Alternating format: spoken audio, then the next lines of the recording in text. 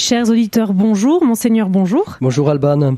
Du 19 au 22 mars, vous et tous les évêques de France, vous vous êtes réunis à Lourdes pour une nouvelle assemblée plénière. Vous avez travaillé sur des sujets importants et nous allons revenir sur quelques-uns d'entre eux.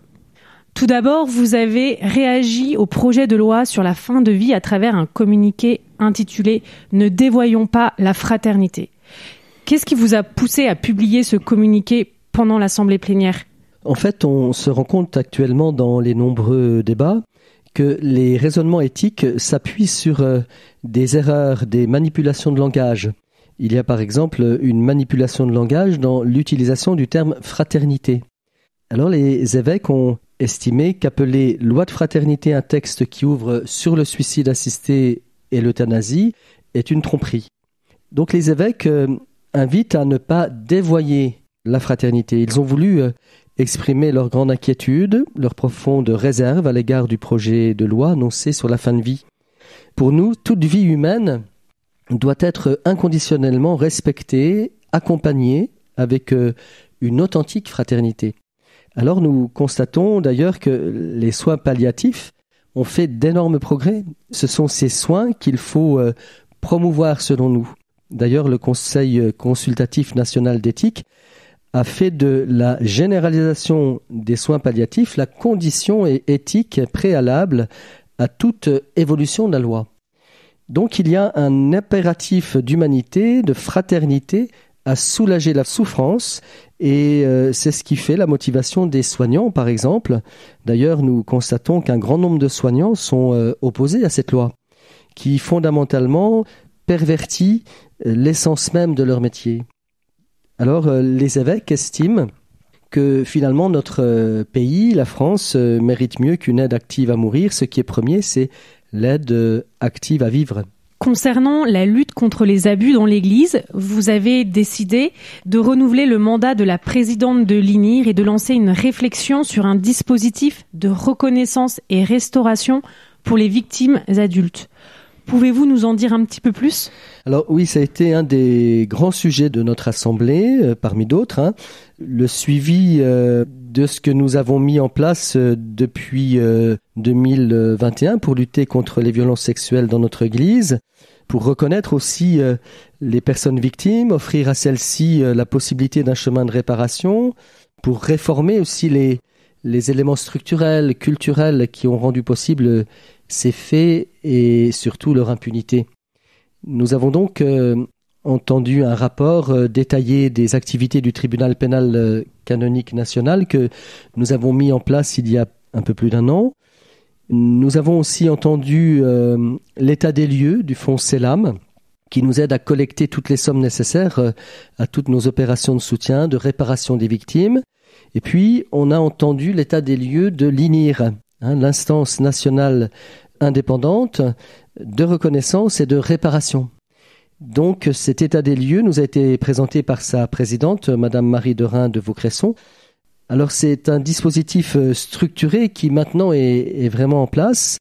Toutes les personnes qui travaillent dans ces instances entendent des choses rudes. C'est ce qu'on a pu se rendre compte. Ils apportent leur appui à la fois professionnel, mais aussi fraternel à des hommes, des femmes blessées, abîmées, empêchées de vivre, qui redécouvrent ce qu'ils ont ou ce qu'elles ont subi et qui, grâce à eux, espèrent apprendre à vivre à neuf. Donc, notre assemblée a décidé de renouveler le mandat de Madame Marie Derain de Vaucresson. Il devait se finir le 31 décembre 2024 en accord avec elle. Nous l'avons volontiers porté jusqu'au 30 juin 2026 afin que cette instance, l'INIR, puisse continuer son travail. Puis, on a aussi réfléchi sur la place qu'on accorde aux personnes victimes d'agressions sexuelles dans l'Église à l'âge adulte. Parce que l'INIR concerne surtout c'est la gestion de cas anciens souvent et qui concernaient des abus sur mineurs. Mais il nous a fallu aussi réfléchir sur la manière dont on accompagne les personnes qui ont été abusées en tant que majeures. Donc c'est encore là une autre problématique. On a entendu un rapport qui nous encourage à mettre en place un dispositif national en faveur des personnes victimes de violences sexuelles dans l'Église à l'âge adulte. Vous avez annoncé également la mise en place d'une plateforme digitale radio, audio, télé commune, accessible au niveau national et au service de l'Église en France. D'où est née cette idée ? Alors cela vient du fait que nous avons aussi travaillé sur les radios chrétiennes, ou plutôt nous avons bénéficié du grand travail de mise à plat et de réflexion qui a été accompli par une petite équipe. Donc les moyens technologiques se transforment très vite, et ce qui rend certains fonctionnements obsolètes et qui ouvre d'autres opportunités. Dans les années 80, nous avons vu l'émergence des radios libres. Il y a sans doute bien des auditeurs qui s'en souviennent. Et compte tenu des grandes évolutions technologiques en matière de communication, nous, évêques, nous formons le vœu de pouvoir constituer un média catholique aux canaux multiples, qui abrite toutes les réalités qui voudront se mettre sous son aile, afin que ces réalités puissent mieux échanger entre elles, s'entraider, se compléter, tout en se respectant mutuellement. Vous avez échangé aussi sur l'avenir du diaconat. Quels ont été les fruits de ces échanges ? On s'est redit que le ministère des diacres révèle une dimension essentielle du ministère apostolique de l'évêque. Nous avons déjà rendu grâce pour les 60 ans de la restauration du diaconat comme un degré stable du sacrement de l'ordre, et surtout pour les hommes qui, depuis 1964, ont accepté l'appel de Dieu par son Église et qui se sont mis au service de l'Église.